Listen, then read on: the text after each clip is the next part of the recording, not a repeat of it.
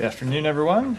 I don't have any opening comments today, so Matt? Really? You have nothing at the top? I have lots on my mind, lots to say, but I'll let you start with the question. Why I'll let don't you start go with the ahead question and, first. lots on your mind? What do you have? What's on your mind? Why don't you All right. start with the question, and Can I go through just two things real brief, and then Sure. we get into the Middle East?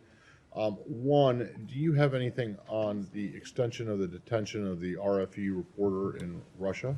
I do. So I would say that we are deeply concerned about her pretrial detention. We have requested consular access.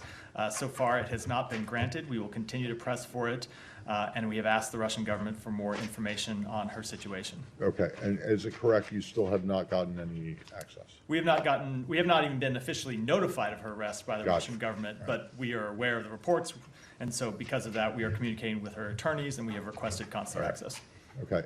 Secondly, on Turkey and Sweden, President Erdogan submitted the bill to the Turkish parliament today to ratify Sweden's accession to NATO. Do you have anything to say about that? Yeah, we welcome that step. Obviously, we have been calling for ratification of Sweden's accession for some time, and we look forward to that bill being considered in the Turkish parliament and passed as soon as possible.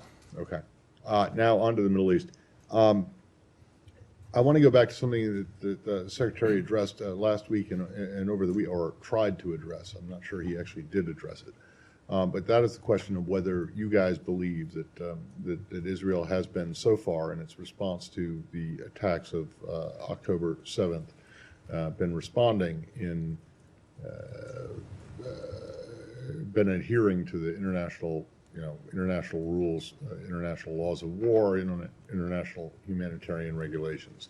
When the Secretary said there'll be plenty of time to work that all out, does that mean that you guys have not made any kind of a determination at all in terms of what they're doing? No, we have not made any kind of formal determination, but it's a matter we're in close communication with our Israeli counterparts. The President has discussed this with Israeli leadership. The Secretary has discussed this with Israeli leadership, and we've talked about it publicly, the fact that we believe it's important that Israel comply with all laws of war. That is the responsibility of democracies. It's the responsibility of all countries, and we'll continue to make that clear to them.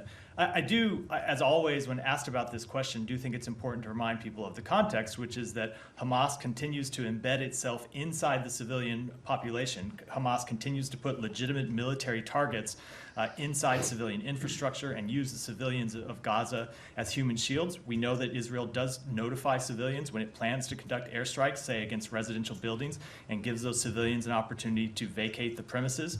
But we will continue to work through this question with them. I'm not saying that any of that is not true. I'm just wondering if you guys have made any kind of a determination, whether it's preliminary or not, about whether there have been, granted, what happened on October 7th, absolutely horrific, but in the response, there have been many civilian casualties. So you guys have not yet made a determination. And when you say that you're talking about it with the Israelis, are you telling them that you think that they've gone too far? Obviously, Hamas went.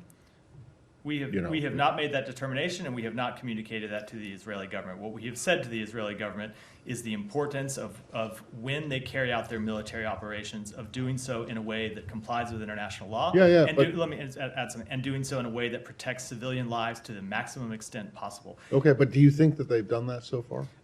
That is the conversation. That is what we have called on to do. I am not in a position to sit here and assess every single strike from this podium. As the Secretary, I don't think anyone's asking you to assess every single strike. But as the Secretary said, there'll be plenty of ability to assess that. Is there reason to be concerned?